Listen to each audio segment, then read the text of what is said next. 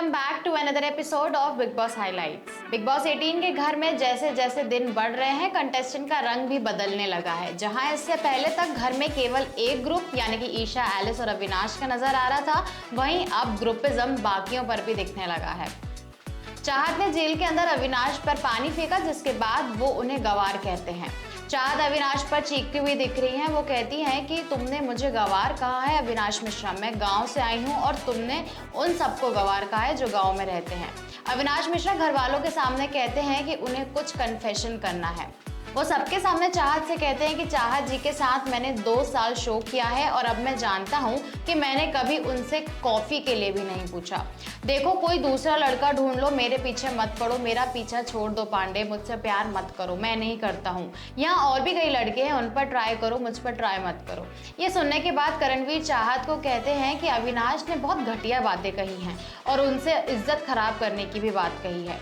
वो कहते हैं कि उन्हें उसे करारा जवाब देना चाहिए। इसके बाद चाहत भड़क जाती हैं। वो कहती है कि मेरे पैर की जूती और पैर की धूल भी तुमसे प्यार करना पसंद नहीं करेगी अविनाश मिश्रा। थूकती हूँ तुम्हारी जैसी सोच पर, तुम्हारी शक्ल जैसे लड़के से प्यार नहीं कर सकती। मेरे पैर की धूल भी तुमसे अच्छी है, तुम्हारी शक्ल पर थू है।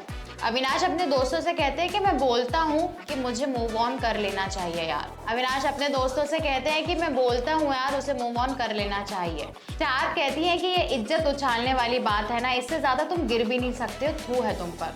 बिग बॉस अविनाश को फोन करते हैं और कहते हैं कि इस जेल की ताकत बढ़ने वाली है। उन्होंने कहा कि आज उसके जेल की अवधि खत्म होने जा रही है और उसके पास 2 ऑप्शन है, या तो वो बाहर निकलकर आम लोगों के साथ शामिल हो सकते हैं या फिर जेल वाला अपना ये सफर आगे बढ़ाएंगे।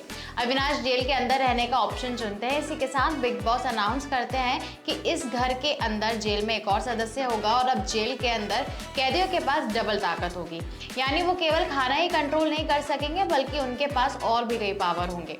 इसके बाद घर वालों की वोटिंग के आधार पर अरफीन को दूसरा कैदी चुना जाता है। अरफीन के घर के अंदर जाते ही बिग बॉस ने अपना गेम खेला। उन्होंने अरफीन को उनका भूत यानी कि 5 दिखाया, जिसमें शायद उन्होंने कहा था कि उनके हिसाब से सारा इस घर में नहीं होनी चाहिए थी।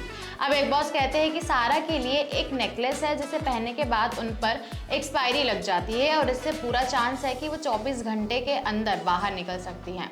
इसके बाद अरफीन वाइफ सारा के सामने कन्फ्रंट करते हैं कि आखिर उन्होंने क्यों ये बात कही थी और उनकी वाइफ सारा को इस घर में क्यों नहीं होना चाहिए। हालांकि सारा नाराज होती है और कहती हैं कि उन्हें ये बातें सिर्फ उनसे करनी चाहिए थी, किसी और से नहीं। अरफीन की ये बातें सुनकर सारा काफी हर्ट हो जाती हैं। अरफीन उन्हें काफी समझाने की कोशिश करते हैं लेकिन वो कुछ भी सुनने को तैयार ही नहीं रहती। सारा कहती हैं कि यहाँ घर में रह सकती हैं या नहीं ये कोई और नहीं डिसाइड करेगा, ये उसका पति क्यों डिसाइड करेगा। वो कहती हैं कि मेरा सॉफ्ट हार्ट होना ही मेरी मजबूती है। इसके बाद अरफीन सारा को लेकर उनके पिता के खोने का किस्सा सुनाते हैं। तो ये थे बिग बॉस की कुछ रीसेंट हाइलाइट्स। आपको ये कैसी लगी हमें कमेंट्स में जरूर बताएं। वीडियो को लाइक और शेयर करें, साथ ही चैनल को सब्सक्राइब जरूर करें। मिलते हैं आपसे अगली इंटरेस्टिंग वीडियो में। Till then, good bye.